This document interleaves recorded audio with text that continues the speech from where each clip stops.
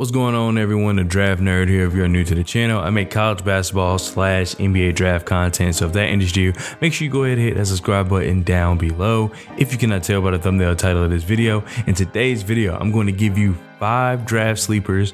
Well, 4, because one of them's not really a sleeper, but he's a sleeper in my opinion. But anyway, I'm gonna give you 5 draft sleepers who could contribute day one. So I don't want to stick with the obvious, of course, like Scoot Henderson, Anthony Black, people, Victor, of course, people that everyone already knows about and kind of is familiar with their game.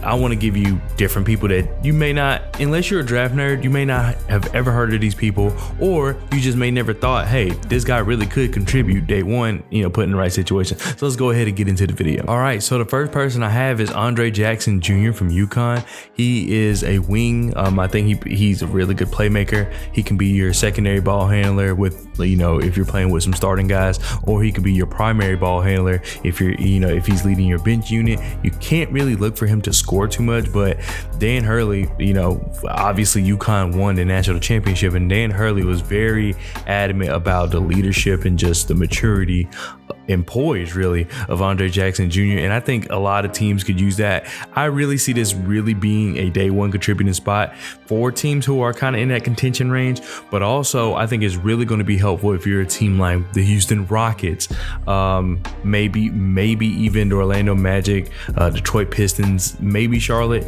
just because of the fact that you're going to get a mature guy to come off your bench and kind of be the glue piece of your bench unit. But if you have a grit and grind guy, I think that coming off your bench, I think that he can really help you, like I said, day one. And now we move on to number 2, who this person, they're not really, if you know this draft at all, you'll be like, this person's not a sleeper.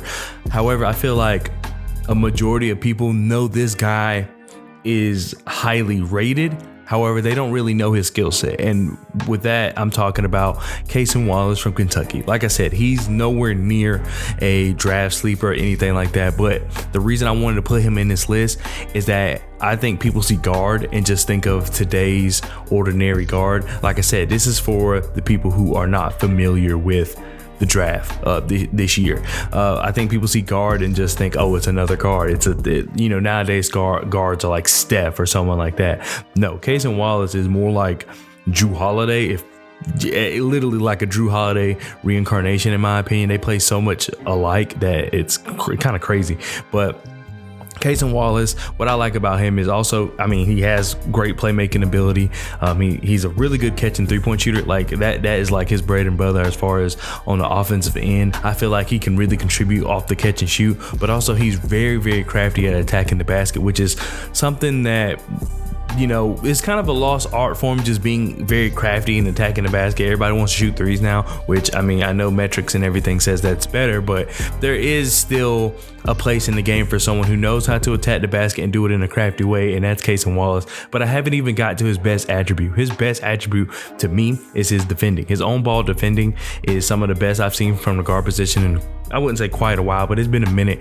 I think that he's like a pest on defense. I've seen him block shots. I've seen him, anticipate passing lanes. I think he's just a very great defender. I think he's one of the better perimeter defenders in this class. I think that that is going to be a guy who can really, really help a team. If one of, because I don't know the full draft order like off the top of my head, but I know this draft is funky. But if a contending team somehow gets into the top 15 or somehow is just there for whatever reason, having to pick up someone else, I don't know. If they get Wallace, that is very, depending on what their point guard position looks like, you have a starter. You could potentially have a starter. That's how good Wallace can be.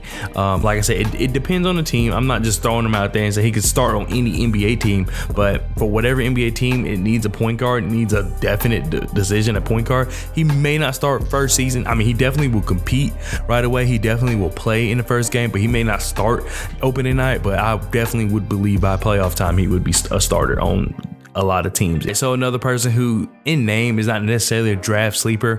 However, if you put just the way I see their skill set, I think that makes him a sleeper. And that's Jaime Hawk Jr. from UCLA. He's a very crafty wing. I really like the way he's able to attack the basket as well, but he's able to score in so many different ways. And the reason I say that he will be a day one contributor is just because of the fact that while his defense is not quite where you want it to be, he's not that excellent of a playmaker. The mismatches he can create on the offensive end coming off your bench unit I think is going to be next to none, just because of the fact that he has height, he has size. He's not necessarily a speedster, but he's too quick and too, like I said, too crafty for bigger wings, slower wings. However, he's too big and knows how to use his body in the paint against smaller guards, smaller wings. So I think that this just matchup central here, and I think that he's definitely going to cause a lot of mismatches coming off the bench. And next up, we have a leader from Kansas. That's Jalen Wilson. A forward who he's an excellent rebounding wing. I think that he is one of those guys. Like, I know you see in 2K all the time. Well, I don't know if they did it this year, but in years past, he'd be like rebounding wing. That's Jalen Wilson. I mean, he can bang down low with the best of them as far as getting the rebounds. If you're a team that rebounds by committee, I think that he would play excellent in that role. I think the role that fits him best, though, is if he's next to a center that can rebound. You have a sure secondary rebound. I think you could grab any board at that point, just because of how tenacious he is on the glass. But outside of his rebounding ability, he is a leader. He was on the Kansas team last year that won a national championship, and even though Kansas fell short this year, I think they lost to Arkansas. Jalen Wilson still surprises me, just because of the fact that I like his effort. He's a guy who works for what he wants as far as just wanting to be a better player. He's solid at everything, not great at any one thing. I think the work ethic and just the way he carries himself is going to help him get into the rotation, and then as he develops his skills, I think that's going to keep him in the rotation. Last up, we have Kobe Brown, a forward out of Missouri who definitely, increased his draft stock based on his NCAA performance. But what I like about Kobe Brown is that he is an excellent true percentage shooter. Even if you don't look at the numbers, you can tell he makes a majority of his shots. He knows how to get to the basket. He knows how to play in the post. He's a really efficient three-point shooter. Overall, this guy is just an offensive efficiency machine, and you need that. You need, even if he can't do anything else, which with Kobe Brown, I think that he has it's one of those situations where I do believe that he needs to learn how to defend, but the way he's pesty on defense, he doesn't make it easy for people, and that's also effective in the NBA. You don't always have to block everything or be a lockup defender. If you could just make it hard for the ball handler, I think a lot of teams will be okay with that, and he does just that. Not to mention, like I said, that he's one of the most efficient shooters in college basketball. He rips the ball out of people's hands. He can run the break. He had, back to 2K, but remember that badge? It was like break starter, and like Kevin Love had it on like Hall of Fame or something. Kobe Brown is in that position where he can launch the ball across the court off a rebound, and it's accurate. But what really matters is just, like I said, he's just an excellent and just efficient offensive player. He can hit shots from anywhere on the court, and I'm really interested to see what team picks him up, because I think that'll play a big part in it. However, like I said, you have a bench piece that can shoot as efficiently as he can, and probably in the second round, I think any team's willing to take that. All right, and so that does it for this video. Let me know what you think about it down in the comment section below. Let me know if I forgot anybody. Let me know if just some of these people didn't make sense. I could see me getting slack for Jaime Hawk Jr. or Case and Wallace, considering a lot of people know who they are, but I feel like a lot of people just didn't know what they're good at. It's just like, oh, I see the name, or oh, I see he's high on draft board, but what do they do?